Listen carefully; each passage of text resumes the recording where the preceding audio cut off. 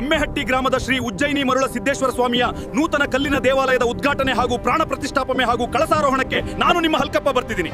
ಶ್ರೀ ಉಜ್ಜಯಿನಿ ಮರುಳ ಸಿದ್ದೇಶ್ವರ ಮಹಾರಾಜ್ ಕಿ, ಶ್ರೀ ಉಜ್ಜಯಿನಿ ಮರುಳ ಸಿದ್ದೇಶ್ವರ ಮಹಾರಾಜ್ ಕಿ. ಭಾನುವಾರ ದಿನಾಂಕ 3 ಮೇ 2026ರಂದು ಮಧ್ಯಾಹ್ನ 3 ಗಂಟೆಗೆ ಅಡ್ಡ ಪಲ್ಲಕ್ಕಿ ಮಹೋತ್ಸವ.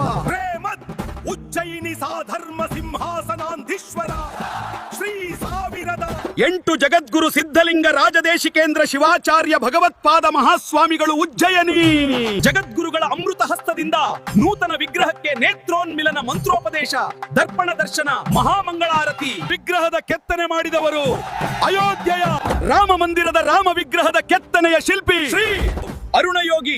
ಮೈಸೂರು 4 ತಾರೀಕಿನಂದು ಜಾನಪದ ಕಲಾ ತಂಡಗಳು ಭಾಗವಹಿಸುತ್ತವೆ.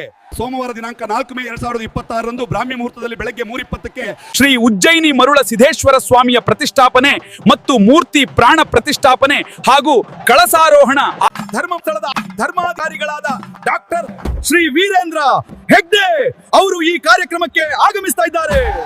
ವೇದಾಂತಾಚಾರ್ಯ ಮಠದ ಜಗದ್ಗುರು ಪರಮಪೂಜ್ಯ ಶ್ರೀ ಮಂಜುನಾಥ ಭಾರತಿ ಸ್ವಾಮೀಜಿ, ಗೋಸಾಯಿ ಮಹಾಸಂಸ್ಥಾನ ಮಠ, ಭವಾನಿ ದತ್ತಪೀಠ, ಗವಿಪುರಂ ಬೆಂಗಳೂರು ಇವರು ಸಹ ಆಗಮಿಸ್ತಾ ಇದ್ದಾರೆ.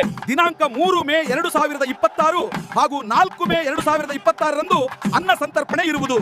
ಶಿವಮೊಗ್ಗ ಜಿಲ್ಲಾ ಪೊಲೀಸ್ ಸಹಕಾರದೊಂದಿಗೆ ರೋಟರಿ ರಕ್ತ ಕೇಂದ್ರ ಇವರ ಸಂಯುಕ್ತಾಶ್ರಯದಲ್ಲಿ ದಿನಾಂಕ 4 ಮೇ ಅಂದು ಮರುಳ ಸಿದ್ದೇಶ್ವರ ದೇವಸ್ಥಾನದ ಆವರಣದಲ್ಲಿ ರಕ್ತದಾನ ಶಿಬಿರ ಏರ್ಪಡಿಸಲಾಗಿದೆ. ತಾವೆಲ್ಲರೂ ಬಂದು ಮಹದಾನ ರಕ್ತದಾನ ಮಾಡಬೇಕೆಂದು ವಿನಂತಿ.